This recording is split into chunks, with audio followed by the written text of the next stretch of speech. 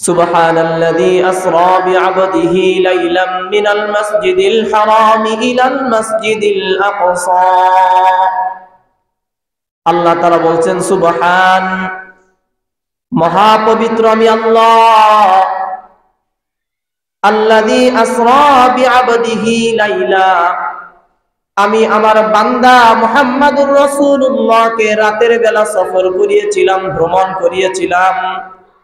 মিনাল মাসজিদিল হারাম ইলাল মাসজিদিল আকসা, মসজিদে হারাম থেকে মসজিদ আকসা পর্যন্ত। আল্লাযী বারাকনা হাওলাহু লিনুরিয়াহু মিন আয়াতিনা, আর আমি এই সময়টা, আমি এই স্থানটাকে আমি আল্লাহ তাআলা বরকতময় করেছি। আমি আল্লাহ তাআলা বরকতময় করে রেখেছি যাতে করে তাকে আমি আমার নিদর্শন দেখাইতে পারি। আল্লাহ তাআলা বলছেন ইন্নাহু হুয়াস সামিউল বাসীর, নিশ্চয় আমি আল্লাহ তাআলা সব কিছু শুনি এবং সব কিছু দেখি। আল্লাহ তাআলা নবীজির মেরাজের কথা কোরআনুল কারীমের মধ্যে জানিয়ে দিলেন, আমি আমার বান্দাকে সফর করিয়েছি রাতের বেলা, দিনের বেলা নয়। মসজিদে হারাম অর্থাৎ বাইতুল্লাহ থেকে বাইতুল মুকাদ্দাস পর্যন্ত আমি আমার নবীকে রাতের বেলা ভ্রমণ করিয়েছি। হাদিসের মধ্যে মেরাজের ঘটনা বিস্তারিত আলোচনা আসছে। নবীজি নবুয়ত প্রাপ্তির পূর্বেই তার চাচাতো বোন উম্মে হানির ঘরে শুয়েছিলেন অথবা বাইতুল্লাহর মধ্যে শুয়েছিলেন। এমত অবস্থায় হঠাৎ জিবরাইল আমিন এসে হাজির। নবীজিকে উঠিয়ে নবীজিকে জমজম কূপের পাশে নিয়ে যান। এরপর নবীজির সিনা চাক করে, বক্ষ বিদীর্ণ করে, সব অঙ্গ প্রত্যঙ্গকে নবীজিকে হযরতে জিবরাইল আলাইহিস সালাতু ওয়াস সালাম জমজমের পানি দ্বারা ধৌত করান। এরপর তাকে বুরাক নামক একটি প্রাণীর পিঠে উঠিয়ে নবীজিকে সফর করান। নবীজিকে নিয়ে বাইতুল মুকাদ্দাসের মধ্যে নিয়ে যান। বাইতুল মুকাদ্দাসের মধ্যে সমস্ত নবীগণ হাজির হয়ে গিয়েছিলেন। সেখানে নামাজ পড়েছিলেন, নামাজের ইমামতি করেছিলেন মুহাম্মাদুর রাসূলুল্লাহ সাল্লাল্লাহু আলাইহি ওয়াসাল্লাম। এই কারণে নবীজি শুধু দুনিয়ার মানুষদের নবী নন, নবী শুধু দুনিয়ার জিনদের নবী নন, বরং নবী হলেন সাইয়্যিদুল মুরসালিন, সাইয়্যিদুল আম্বিয়া, অর্থাৎ সমস্ত নবী এবং রাসূলগণের সরদার হলেন আমার আপনার নবী মুহাম্মাদুর রাসূলুল্লাহ। নবীজি সেখানে সমস্ত নবী রাসূল, সমস্ত পয়গম্বরের ইমামতি করেন, তাদেরকে নামাজ পড়ান।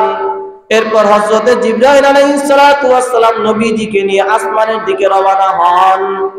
যখন প্রথম আসমানে যান, প্রথম আসমানে গিয়ে প্রথম আসমানের দায়িত্বরত ফেরেশতা এবং নবীদেরকে আসমান যখন খুলতে বলেন, প্রথম আসমান থেকে জিবরাইল আলাইহিস সালাতু ওয়াস সালামকে প্রশ্ন করা হয়, মান আনতা, আপনি কে?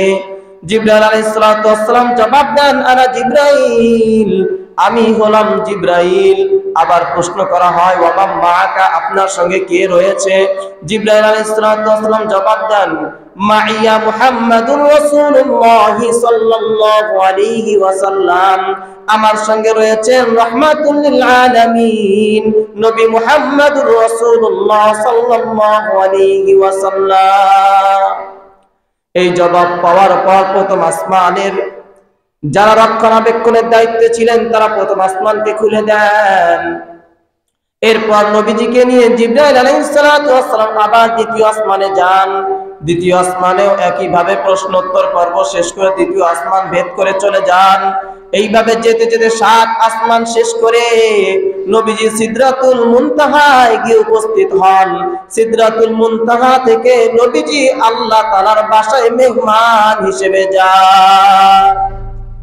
আল্লাহ তাআলার কাছে যাওয়ার পর দীর্ঘক্ষণ আল্লাহ তাআলার সঙ্গে, আল্লাহ এবং তার বন্ধুর সঙ্গে দীর্ঘক্ষণ আলাপ হয়।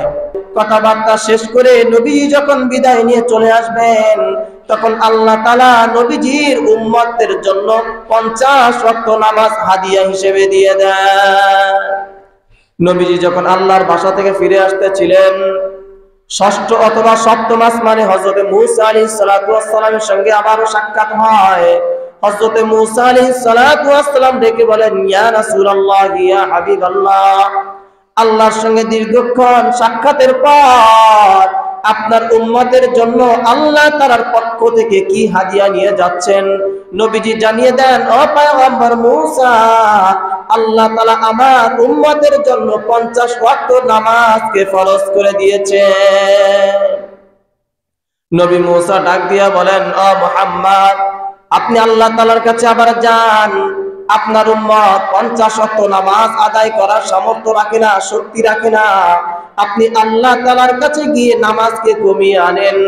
এই পরামর্শ দেওয়ার পর নবীজি আবার আল্লাহ তাআলার কাছে যান। আল্লাহ তাআলার কাছে গিয়ে বলেন, ওগো দয়াময় আল্লাহ, আমার উম্মত বড় দুর্বল, 50 ওয়াক্ত নামাজ এরা ঠিক মতো আদায় করতে পারবে না, আপনি নামাজকে কমিয়ে দেন। আল্লাহ তাআলা কিছু নামাজ কমিয়ে দেন। আবার নবী মুহাম্মদ ফিরে আসার সময় হযরত মূসা আলাইহিস সালাতু ওয়াস সালামের সঙ্গে আবারও দেখা, আবারও তিনি নামাজ কমিয়ে আনার জন্য পরামর্শ দেন। নবী আবার আল্লাহ তাআলার কাছে গিয়ে নামাজকে কমিয়ে আনেন। এইভাবে প্রতিবার 5 ওয়াক্ত মতান্তরে 10 ওয়াক্ত করে নামাজ আল্লাহ তাআলা কমিয়ে দেন। সর্বশেষ আল্লাহ তাআলা মাত্র 5 ওয়াক্ত নামাজ ফরজ করেন। নবী মূসা আবার মুহাম্মদুর রাসূলুল্লাহ সাল্লাল্লাহু আলাইহি ওয়াসাল্লামকে পাঠিয়ে দেন, আপনি আবার আল্লাহ তাআলার কাছে গিয়ে বলেন, 5 ওয়াক্ত নামাজ পড়ার সামর্থ্য আমার উম্মত রাখে না, 5 ওয়াক্ত নামাজ থেকে আপনি আরো কমিয়ে দেন, যাতে করে আমার উম্মতরা এই নামাজটা ঠিক মতো আদায় করতে পারে। তারা 5 ওয়াক্ত নামাজ আদায় করতে পারবে না, আরো কম করে দেন, যাতে করে তাদের কষ্ট না হয়। নবী আবার আল্লাহ তাআলার কাছে যাওয়ার পর আল্লাহ তাআলা নবী মুহাম্মদুর রাসূলুল্লাহ সাল্লাল্লাহু আলাইহি ওয়াসাল্লামকে জানিয়ে দেন, ওগো পয়গম্বর, আমি আল্লাহ যে 5 ওয়াক্ত নামাজ করেছি আপনার উম্মতের জন্য, এটাই নির্ধারণ করে রেখেছি, এটাই নির্দিষ্ট করে রেখেছি। আমার বিধানের মধ্যে কোনো কমতি হয় না, বাড়তি হয় না। এটাই আপনার উম্মতদের জন্য বিধান করে দিলাম। তবে আপনার উম্মতদেরকে খোঁজ খবর জানিয়ে দিবেন, সুসংবাদ জানিয়ে দিবেন, আপনার কোন উম্মত যদি সঠিকভাবে সহি তরিকায় 5 ওয়াক্ত নামাজ আদায় করে নেয়, তাহলে আমি আল্লাহ পাক রব্বুল আলামিন পরিপূর্ণ 50 ওয়াক্ত নামাজের সওয়াব দিয়া দিব। নবীজিকে আল্লাহ তাআলা জানিয়ে দিলেন, নামাজ 5 ওয়াক্ত করে দিয়েছি, কিন্তু ফজিলত এবং সওয়াবের দিক দিয়ে 5 কে 10 দিয়ে গুণ দিয়ে 50 ওয়াক্ত সওয়াব দিয়ে দিয়েছি। সুতরাং দুনিয়ার কোন মানুষ যদি 5 ওয়াক্ত নামাজ ঠিকমতো আদায় করে, আল্লাহ তাআলা তাকে পরিপূর্ণ 50 ওয়াক্ত নামাজের সওয়াব দিয়ে দিবে। নবীজি হাদিসের মধ্যে বলেন, আউয়ালু মা ইউহাসাবু বিহিল আবদু ইয়াউমাল কিয়ামাতিস সালাহ। নামাজ এমন একটা ইবাদত, এমন একটি ফরজ বিধান, নবীজি বলেন কিয়ামতের ময়দানে সর্বপ্রথম বান্দার নামাজের হিসাব নেওয়া হবে। এরপরে নবীজি বলেন, ইযা সালুহাত সালুহা সাইরু আমালি। যদি নামাজ শুদ্ধ হয়ে থাকে, নামাজ সঠিকভাবে বান্দা পালন করে থাকে, তো বাকি সমস্ত আমলের হিসাব আল্লাহ তাআলা সহজ করে দিবেন। ওয়া ইযা ফাসাদাত ফাসাদা সাইরু আমালি। আর নামাজের মধ্যে যদি গরমিল হয়ে থাকে, নামাজের মধ্যে যদি ত্রুটি থাকে, নামাজ যদি কোনো বান্দা ত্রুটিযুক্ত হয়ে যায়, বাকি সমস্ত আমল ত্রুটিযুক্ত হয়ে যাবে। বাকি সমস্ত আমলের ব্যাপারে বান্দা আরো বেশি ধরা খেয়ে যাবে। আল্লাহ তাআলা নবী মুহাম্মদুর রাসূলুল্লাহ সাল্লাল্লাহু আলাইহি ওয়াসাল্লামকে তার উম্মতের জন্য হাদিয়া হিসেবে দুনিয়ার কোনো কিছু দেন নাই, অন্যান্য ইবাদত বন্দেগী দেন নাই। বরং যখন নবীজি আল্লাহ তাআলা সাক্ষাতে গেলেন, তখন আল্লাহ তাআলা নবীজিকে তার উম্মতের জন্য 5 ওয়াক্ত নামাজ দিয়েছেন। তার মানে নামাজের গুরুত্ব এত বেশি, নামাজের ফজিলত এত বেশি, আর নামাজের কারণে আল্লাহ তাআলা এত বেশি খুশি হন, যার কারণে নবীজিকে তার বাসায় ডেকে তার উম্মতদের জন্য 5 ওয়াক্ত নামাজকে ফরজ করে দেন। নামাজের এত গুরুত্ব, এত ফজিলত, নবীজি সারা জীবন এত বেশি বেশি নামাজ আদায় করতেন। নামাজ আদায়ের করার কারণে তার পা মোবারক ফুলে যেত, ফেটে যেত।